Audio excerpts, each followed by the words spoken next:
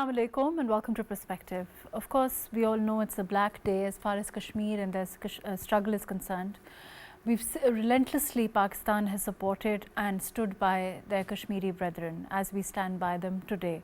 We'll be talking about the struggle as it continues. We'll be talking about, of course, the relentless struggle of the Kashmiris and the Kashmiri diaspora, what we can expect, their appeal to the international community, of course, and the support for self-determination from countries like Pakistan, and of course the condemnation of post-2019 actions, all of that today on Perspective. A little later on, we'll also be talking about Pakistan's counter-terrorism efforts and where we are with regard to that. I have with me Dr. Awais Bin Wasi, who is a Kashmir affairs expert. Thank you for being with us today. We also have with us Zaman Bajwa, who is Executive Director YFK. Thank you for being with us today. Awais, we've spoken about the struggle of the Kashmiri brethren from time to time. Today particularly, the Black Day, the historical context we all know. But where we are and the way that India has continued its change in demography, it's continued its torture, it's continued its as far as the people are there, the suffering of Kashmiris. How do you look at things today? Thank you so much for having me on this day, 27th of October. And I think that before we talk about the current situation, I think that we need to discuss the genesis and the root of this dispute. Because whatever discussion that we will do, it is closely linked to the to the foundation, to the genesis of that. And there are some misperceptions, there are some myths, unfortunately, they are associated with this occupation. Even in some quarters, they believe that because of 22nd of October there was a tribal invasion, and that tribal invasion provoked India, and because of that India landed its security forces in Kashmir, and ultimately that led to the occupation. But the situation is not historically substantiated, this fact, because this plan or this stratagem of occupation, it started way back. It's not a thing which happened on 27th or 26th or after 22nd of October. Rather, this is linked to the Punch uprising, which started in August, and after that there are consecutive developments. And those developments indicate that India did have a plan to have that accession of the state of Jammu and Kashmir. With that, I can share some important facts with you. As from June 18 to June 13, 1947, since we know historically that there was a close bond between Jawaharlal Nehru and Lord Mountbatten. So Jawaharlal Nehru requested Lord Mountbatten to go to Kashmir and try to convince Maharaja Hari Singh to accede to India, and Lord Mountbatten visited Jammu and Kashmir and tried to do that. And the very important thing of this visit was that Lord Mountbatten also carried a note by Jawaharlal Nehru, and that note in fact carried a kind of warning, or that was a threat to Maharaja Hari Singh if Maharaja intended to accede to Pakistan. And there were some serious repercussions in that note. They were written by Jawaharlal Nehru. So this is the date, if you see, 18 to 30th June 1947. Then there is another, when this thing ended in smoke and this thing or this visit didn't prove any desirable result, then Jawaharlal Nehru requested the Chief of Staff of Lord Mountbatten, Lord Hastings, for the same purpose, to convince Maharaja Hari Singh for the accession. It ended in smoke. That didn't bring the desired result. Then on 4th of August, Gandhi himself visited Maharaja visited Kashmir and met Maharaja and the whole family, because there was a suggestion, and that suggestion was also by Lord Mountbatten, that because of the influence of Gandhi, because of the clout which Gandhi was enjoying, there are chances that Maharaja would accept his request, and ultimately it happened the same, that the Prime Minister at that time, R.C. Kak, Ramchandra Kak, that was removed, because Prime Minister of Kashmir at that time, he was of the view that the state of Jammu and Kashmir should be acceded to Pakistan because of geographical proximity, because of cultural reasons, because of some other factors. So, Prime Minister was removed at the request of Gandhi. Then another important thing that happened, and that was the let me go to, before we continue this context, I also want to go to Altaf and Wani Sahab before I come to Zaman Sahab, who is Chairman, Kashmir Institute of International Relations. Wani Sahab, what is your, today, what is your message to overall, of course, the Kashmiris, those that support the cause of Kashmir relentlessly, and also, to your Kashmiri brethren?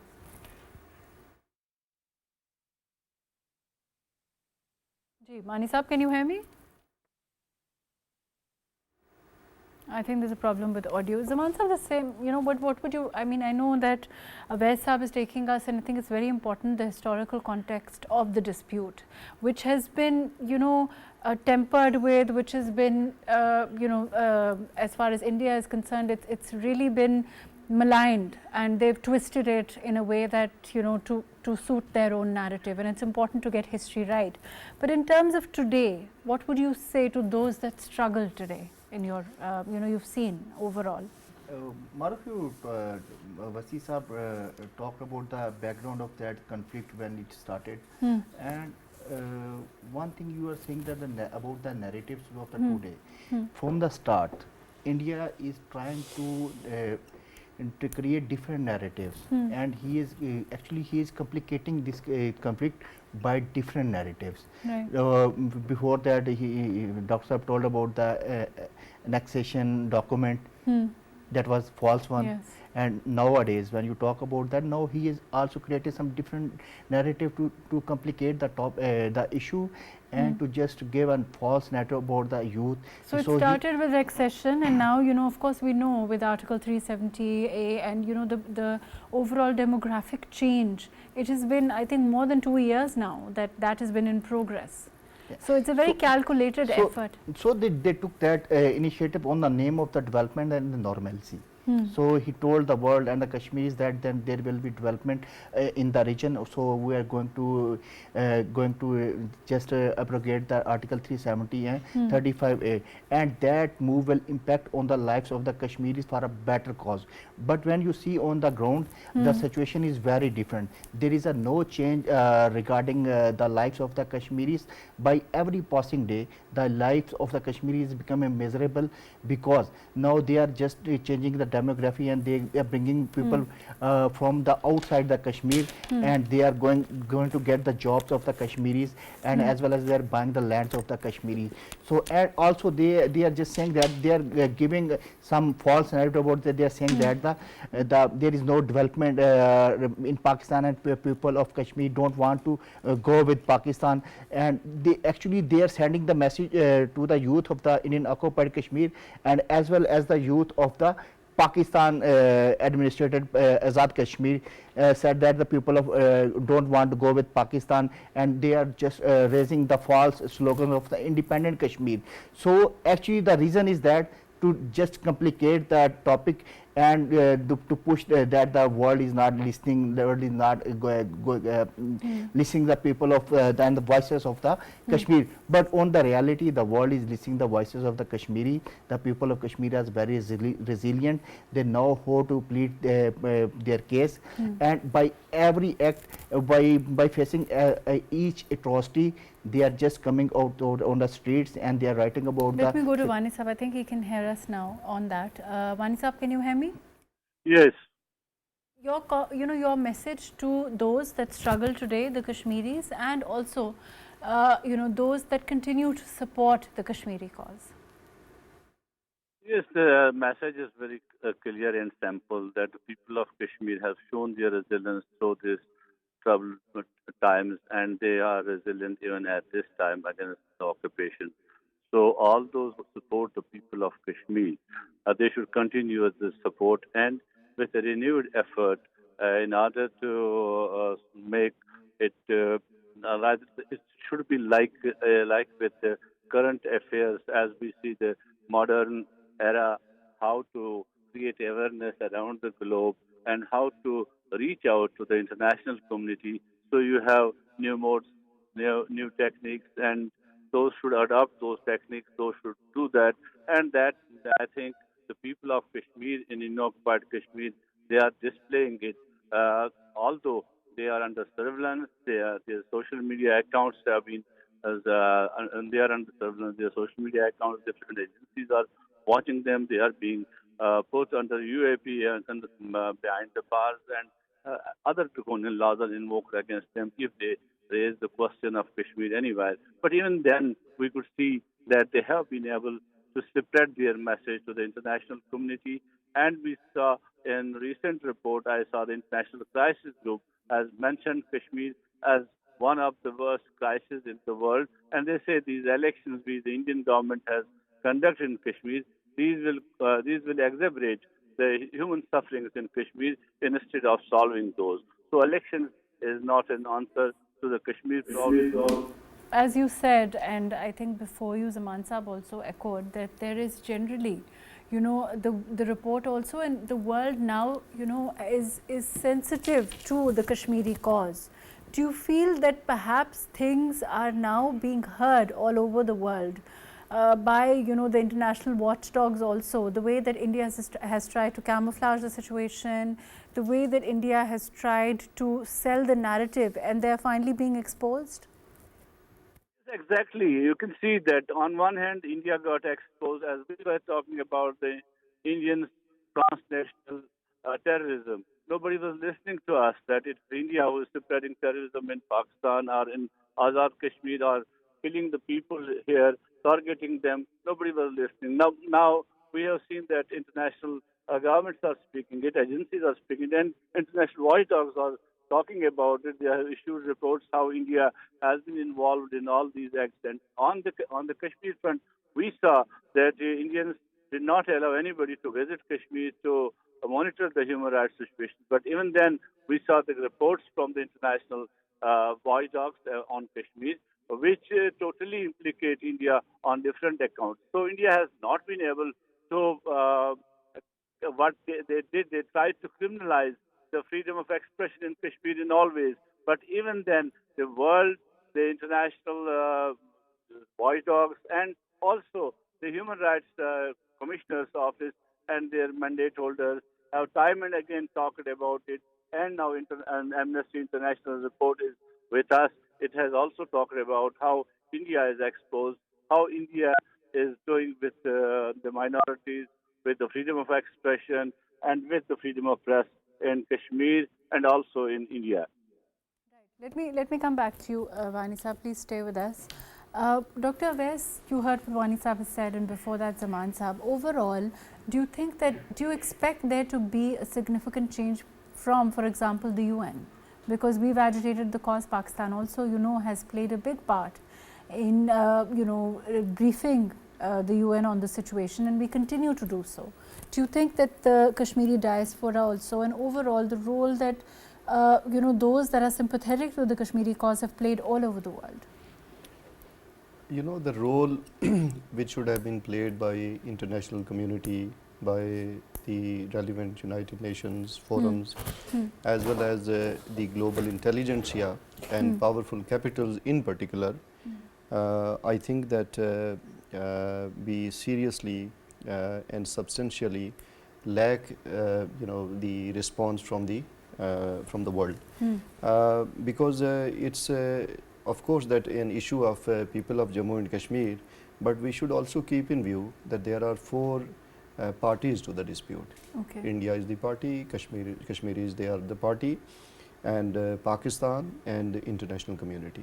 So international community is, since it's a party to the dispute, so it's not a kind of favor that they are going to give to the Kashmiris, or for that matter to Pakistan or the victims, but I think that they have their legal responsibility to settle this dispute and dispense the justice. However, if we see some of the human rights organizations and some of the global opinion makers, so some voices that we keep on hearing, some frequent reports that we see, for example, Human Rights Council's report, and recently before the State Assembly elections, Amnesty International report, they also talked about the killings. They also talked about the arbitrary confiscation of passports by the Indian administration to the Kashmiris. So I think that the situation is not very promising, but Kashmiris struggle and Kashmiris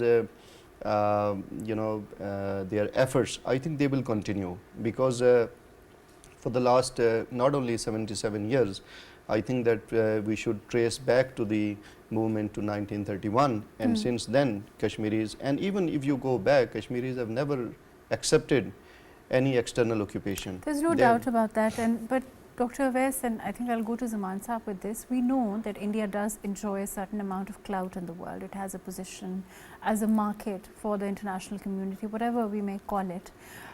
And for this, within India to resonate as far as the Kashmiri voice is concerned, when we see some of the voices within India, like Dr. Awais also mentioned, the intelligentsia, we've seen reports come out, we've seen writers talk about what the reality is and how Modi's India is now, of course, trying to influence and perpetrate, and that extremism that is extending from Kashmir into the Indian territory itself is a cause of concern. Do you think that is really something that is raising eyebrows all over the world? There is if you see the Indian community, there are inside voices, then there is a realization within the Indian community as well about the acts which are done by the Modi administration. I will just give you an example. During the SEO, we met with the Indian journalist, and we talk about this conflict and what happened in the state elections, and they openly said that this is against their democracy. These acts are actually damaging the secular India. So there is a realization, but the thing which we have to do, being the advocate, being the advocate of this cause, we have to support this indigenous movement. We have to speak on the behalf of the people of Kashmir, and we have to give the representation to the voices which are from the Indian occupied Kashmir, and we have to talk, we have to research about this particular issue. And one more thing, actually India is narrating a false narrative by creating some propaganda movies. Yes. Like you mentioned article Udi, Yes. Article 370. Before that, there was a Heather movie. Actually, that agenda was to just give a Kashmir Files. false, Kashmir yes. Files. And there's it's part of their larger narrative to camouflage the reality. We've seen that, and also before that we saw the G5 conference, and the way that they had hidden the reality, and they tried to camouflage what is happening, the facade that was painted. I will come back to you. I have with me Lieutenant General Raza Muhammad Khan, who's former President NDU. Thank you for being with us. General Saab, can you hear me? Yes, I can hear you loud and clear. General Saab, there is, we've been talking about Kashmir for a while with you also. As far as resonating, the voice of Kashmir resonating all over the world, there is little doubt that it's happening bit by bit, whether, at the pace that of course we would like, or, at the pace that we would like the world to realize. Perhaps that is something that it could be faster, but it's definitely there. In your opinion, when you look at things today, do you think that there is a threat, there is a very real fear in the intelligentsia within India now, that this is going to spill over within their own territory, whatever they are doing to the Kashmiris, whatever Modi's government is doing within Indian occupied Kashmir? Okay, Bismillah Rahman Rahim. I think when it comes to awareness about the issue of Kashmir, More can definitely be done. And I think in this information age, particularly through the social media, a lot more can be done, as has been done, in the case of the Israeli attacks on Gaza and Lebanon and at other places. And in this, I think the whole Muslim world needs to take an active part in this, particularly also the Kashmiri diaspora all over the world. And I agree with you when you say that I think there is consensus among uh, a very large number of Indians, Indian academicians, India media persons, to whom I think the national security of India, the reputation of India is dearer to them than the perpetuation of the BJP philosophy, because what is being done against the Kashmiri people is untenable for India for two major reasons. The first reason being is that economically it is untenable because India is spending over now 75 to 80 billion dollars every year to retain Kashmir illegally. Its problem with China has also enhanced because of the undoing of 370, and secondly, it is bringing disrepute to India because of the gross human rights violations of all Kashmiris, all minorities, and particularly Indian Muslims. I think we need to emphasize this as much as we can. The media in Pakistan, again, I would urge the private media in particular to highlight issues like what we are doing today when 27th October is being observed as a Black Day. Actually, I'd like to add on this day is that the Indians, they claim that the Maharaja signed the instrument of accession with them on the 26th of October, which is actually a lie, as brought out very clearly in a book written by Victoria Schofield in 2010, when she says that the Maharaja was not there in Jammu to sign the instrument of accession. And so far, India has never proved to anybody that the instrument of accession is there with them on the 27th October, which the Indians claim that it was signed with them. So that again is a fake document. And on the basis of that fake document, India invaded Kashmir at the time. It airlifted all its forces in Srinagar and elsewhere at a time when there was complete rebellion in Kashmir against the Maharaja, particularly in Poonch and also in Baramulla, and the Maharaja had actually fled from Srinagar and he was on his way back. Sab, I think we, before you also, we've been speaking about the historical context, and Dr. Awais, I think, very succinctly summed it up for us. But let me come back to you on that. Dr. Awais, I know that you're also short of time. Overall, what would you say to, your message today, and what would you say to those, again, that suffer and those that support what's happening, the struggle itself? In fact, as we have already discussed that this 77 years have been passed, and the sentiment of Kashmiris, they are still not only intact, but that has been intensified, and it is hoped that with every passing day this sentiment will continue, and I hope that in future that the global community will realize, their conscience will be pricked, that this is Kashmiris, they are asking for the same right. Because of that, the other countries, they got independence. They are not asking for moon. Right. They are They're asking just for, asking they are for asking a for their basic, their right to right. self-determination, Right. and they have been continuously doing it for the 77 years.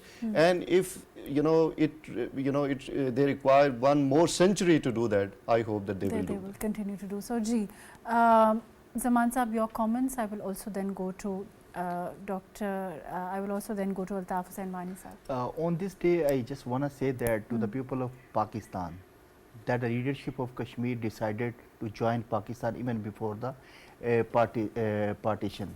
They are more than Pakistanis as us, because they took the decision to join Pakistan on 19 July 1947, and Pakistan was got independent in 1947. So the message to the world is that it is your responsibility To take this cause further. There's no doubt about that. Thank you so much, Zaman Saab. I think that you've summed it up very well. Altaf Saab, thank you so much for being with us. Can you hear me? I'd like your quick comments. Yes, I am here.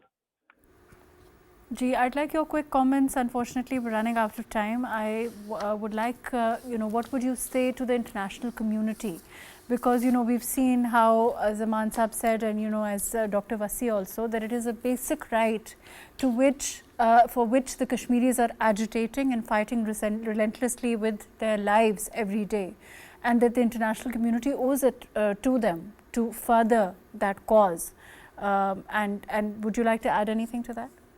I think it is the international community which has failed the people of Kashmir so far. They have not done enough what they ought to do for the people of Kashmir to implement those rights, to implement those resolutions which they passed, where they asked Kashmiris to stop their indigenous struggle against the people, against India, and they will be given the right to choose their future. But unfortunately, that did not happen. But it's time for international community looking at the South Asia, the peace in South Asia, and also we know at this time we have many conflicts around the globe, and the international community itself is divided on different fronts. But as a Kashmiri, I will tell to them that it's the peace in South Asia, always the key lies in Kashmir. So resolve the Kashmir issue, give the people of Kashmir their rights, and you will enjoy peace in South Asia, and that will be reflected in the international peace also. Thank you so much, Wani Saab. Thank you for being with us. Dr. Awais Bin Wasi, thank you for joining us today. Zaman Bajwa Saab, thank you for being with us. I'm going to move on to the second part of the program and go to General Raza on this. General Saab, we know that there is, of course, the rising threat of terrorism within Pakistan. And we've seen the recent developments with regard to that. As far as our efforts to deal with this terrorism, the government's efforts, the armed forces and their relentless struggle and resolve to ensure that Pakistan soil remains safe, how do you assess the current situation at this time? Okay, so I think what the government is doing is at multiple levels. At the regional level, you saw that the SCO meeting, I think, agreed totally, and it was mentioned by the Prime Minister also, that unless the government of Afghanistan makes sure that it is not being misused, its territory is not being misused by terrorists who not only threaten Pakistan but other neighbors too, it will be very difficult for peace to return to the subcontinent and to the region. I think the same sentiment was voiced in the BRICS meeting in Russia only a few days after that, 2 or 3 days back. If you look at the joint communique, it again, expressed deep and grave concern about the situation in Afghanistan, and it advised the interim government of Afghanistan that it should take tangible and visible measures to show the international community that it will not allow Afghanistan to be used as safe havens for international terrorists, whether they be TTP or BLA or terrorists threatening other countries. Now, this is at one level. The second level, of course, is our national action plan and our provincial action plan. The National Action Plan, I think, is going satisfactorily, given the environments which pertain and prevails here in Pakistan and in the neighborhood. The issue is that of the provincial action plans, particularly in the provinces of KP and in Balochistan. And one of the major reasons for that in both these provinces is that enough money is and resources and training is not being provided to their counter-terrorism departments of the police and their concerns provincial intelligence agencies. They're not being, equipped. We have seen that CRSS reported a 90% increase in terrorism-related facilities in the third quarter of 2024. And do you think it's like you are saying, it's the inability of the provinces to work with the federation, as adequately as we would like on these issues? Yes, as I was saying, after the NFC award and the 18th Amendment, the Federation is much richer in resources. Now I'm talking now of financial resources. The provinces are much richer and the Federation has very little left. And even the IMF pointed at, at having a relook at that. So while the provinces have the resources, I think their allocation of budgets for provincial action plans is inadequate. I think they need to look at it. In the case of KP, there is another issue where one sees there is a general impression that I think their emphasis is divided, their focus is divided on their political objectives as against, bringing peace and security inside the KPK. One has been seeing that, recently the provincial resources, whether it is the police or other LEAs, they are being used for political ends. And again, even in KP, which now has always been a frontline state, the areas of the erstwhile FATA are still not stabilized. I think they need to be funded both by the provinces as well as the federal government. It was promised to them some years back that at least 1% of the NSC award will be given by all provinces for the stabilization of the erstwhile FATA, but that has not been done. So both the federation as well as the provinces, particularly the KP province actually need to shift their focus now from politics to peace and security, and only then the people of KP will see development there. And all these things are intertwined. But let me say it very clearly that unless there is peace and security, I think development and politics are going to be very difficult for particularly the province of KP and Balochistan. And overall, of course, as far as our economic policy, economic development is concerned, our ties with other countries, it's all linked, of course, to peace and security, like you said. When we talk about Afghanistan and, our policy with regard to, we've seen any interference that comes from that direction when we look at the kind of neighbors that we have.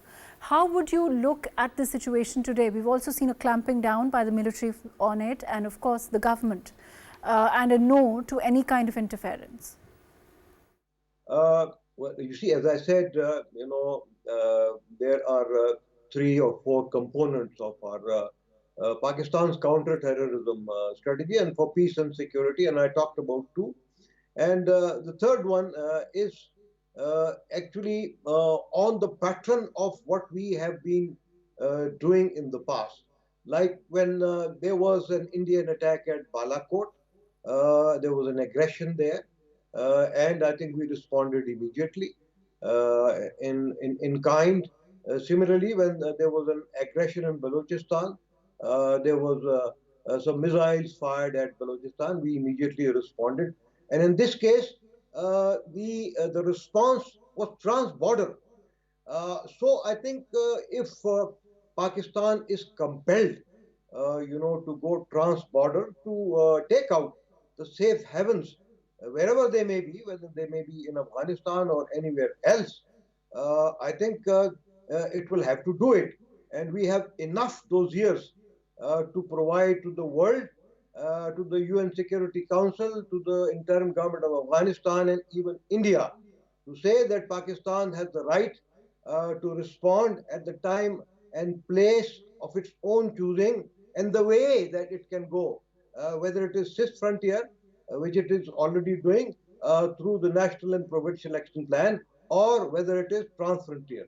So I think the earlier the interim government of Pakistan realizes this, and the earlier they either arrest the TTP and the BLA and other terrorists, disarm them, and keep them that way, or they hand them over to the government of Pakistan, the better it would be for peace and security in the region. And that is the least what the people of Pakistan and the international community expects from them. Thank you so much, General Saab. Unfortunately, that's all the time that we have. Thank you for summing up the situation for us so succinctly and for updating us. Unfortunately, that's all the time that we have. Overall, of course, we know we've seen Pakistan's commitment, the forces, the military, to regional stability, collaboration with, and overall, we've seen it highlighted recently as far as provinces like KP and Balochistan is concerned. And of course, our resolve to fight any and all terrorism, wherever it stems from, whether it's from hostile neighbors that we've seen recently. And Pakistan is, of course, extremely cognizant of their own strength as far as our nuclear strength is concerned, our military strength is concerned, our forces, and our ability to fight any and all terrorism. Thank you so much for joining us today on Thursday.